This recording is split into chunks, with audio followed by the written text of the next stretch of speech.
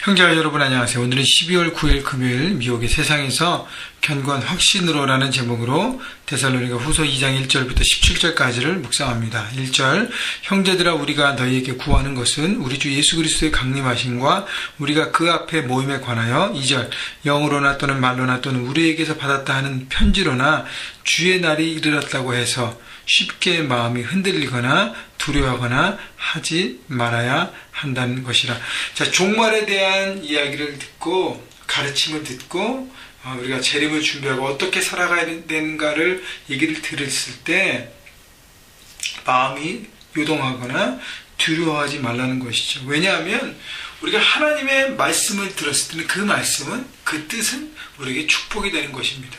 때로는 우리가 머리로 이해가 안 되고 과연 어떻게 될 것인가 불안한 마음이 생길 수도 있지만 중요한 것은 말씀은 말씀대로 이루기 때문에 그것 가운데 내가 순종하면 하나님은 우리를 선으로 인도하시 악으로 어려움과 마지막 그것을 위해서 준비하신 게 아니라는 것이죠. 그래서 주님의 재림에 대한 얘기는 우리에게 축복이고 사랑이고 기쁨이고 감사이라는 것을 알고 마음이 흔들리거나 두려워하거나 이렇게 하지 말라는 것입니다. 다시 얘기하면 심지를 굳건히 하고 하나님께서 각자에게 주신 그 사명 가운데 복음을 붙들고 살아가라는 것입니다.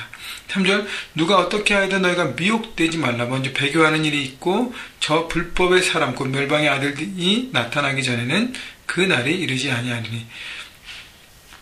누가 어떻게 하여도 라고 얘기하는 것은 많은 사람들이 당시에 잘못된 종말에 대한 신앙관을 펼치고 얘기하고 가르치고 또 그런 모임 가운데 있었기 때문에 그것 가운데 미혹돼서 쉽게 흔들리지 말라는 것이죠. 그러면서 4절 그는 대적하는 자라 신이라고 불리는 모든 것과 숭배함을 받는 것에 대항하여 그 위에 자기를 높이고 하나님의 성전에 앉아 자기를 하나님이라고 내세우니라. 적그리스도가 나타난다는 얘기인데 결국 적그리스도는 사단의 사단의 이용과 미혹을 받은 자죠.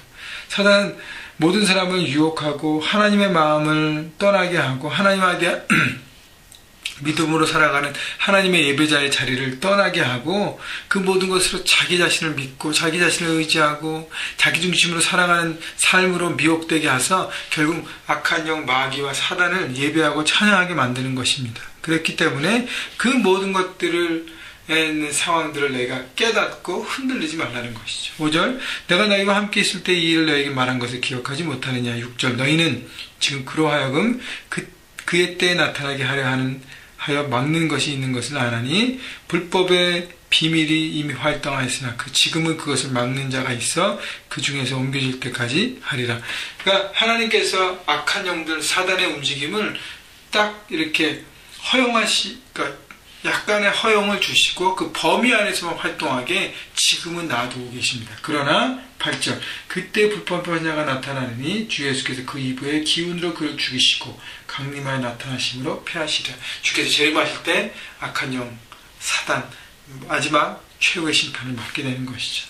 그렇기 때문에 지금은 마귀가 활동하도록 허용받은 시간이기 때문에 악한 영의 공격과 미혹과 그것을 알고 깨닫고 흔들리지 않는 견고한 하나님의 사람으로 살아가는 것입니다. 9절 악한 자에 나타나면 사탄의 활동을 따라 모든 능력과 표적과 거짓 기적과 불의의 모든 속임으로 멸망하는 자들에게 있으리니 이는 그들이 진리의 사랑을 받지 아니하여 구원함을 받지 못함이라.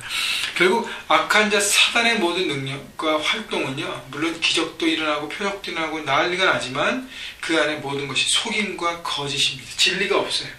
그래서 이것들만 붙는 사람은 결국은 어떻게 해요? 자기 자신을 믿고 하나님을 의지하지 않고 속임과 거짓 가운데 하나님과의 관계가 없어지기 때문에 구원받지 못하고 하나님을 받아들이지 못하고 하나님께서 말씀하신 그 말씀을 붙들지 못하고 선택하지 못하고 믿지 못한다는 것입니다.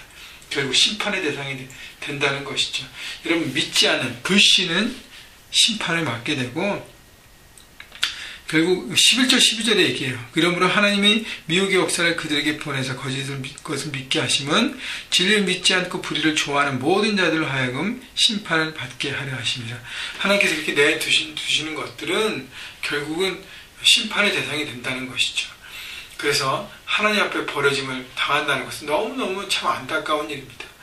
하나님께서 여러 가지 기회를 주시고 우리에게 선물을 주시고 복음의 그런 패키지를 주셨는데 그것을 믿음으로 열고 받아들이고 내 삶의 주인으로 주님을 모시고 살아갈 때 우리는 구원받는 하나님의 자녀가 될 것이고 그것을 거부하고 나를 믿고 하나님을 신뢰하지 않고 거짓과 속임수 가운데 살아서 진리가 아닌 것을 붙들기 시작하면 결국 그것 가운데 심판의 대상자가 되는 것이죠. 13절 주께서 사랑하신 형제들아 우리가 항상 너희에 관하여 마땅히 하나님께 감사할 것은 하나님이 처음부터 너희를 택하사 성령이 거룩하게 하심과 진리를 믿음으로 구원을 받게 하심이니 이를 위하여 우리의 복음으로 너희를 부르사 우리 주 예수 그리스도의 영광을 얻게 하려 하심이라. 하나님께서 복음으로 각 사람을 부르시고 구원에 대한 부르심을 주시고 그래서 이 복음에 대한 소개를 바울과 선교팀이 데살로니가 성도들에게 나눔을 통해서 하나님의 영광 되는 하나님의 자녀가 되는 놀라운 축복을 누리게 됐다는 것이죠. 구원으로 부르신 그 부르심을 너희가 선택하고 하나님의 자녀가 되었음을 잊지 말라는 거예요. 그래서 15절 뭐예요? 그러므로 형제들아 굳건하게 서서 말로나 우리의 편지로 가르침을 받은 전통을 지키라. 그래서 그 복음 하나님께서 부르심 거기에 그것을 생각하고 기억하고 내 삶의 중심으로 콱 붙들어서 굳건하게 서 있으라는 것이죠. 복음에 합당하게 서서. 그리고 복음에 합당하게 삶을 살라는 것이죠. 그래서 전통을 지키라는 것은 하나님 그 말씀, 복음의 내용, 하나님의 나라 그 모든 것을 지키고 삶의 현장에서 흔들리지 말라는 것입니다. 16절 17절 바울의 기도입니다. 우리 주 예수 그리스도와 우리를 사랑하시고 영원한 위로와 좋은 소망을 은혜로 주신 하나님 우리 아버지께서 너희의 마음을 위로하시고 모든 선한 일과 말에 굳건하게 하시기를 원하노라.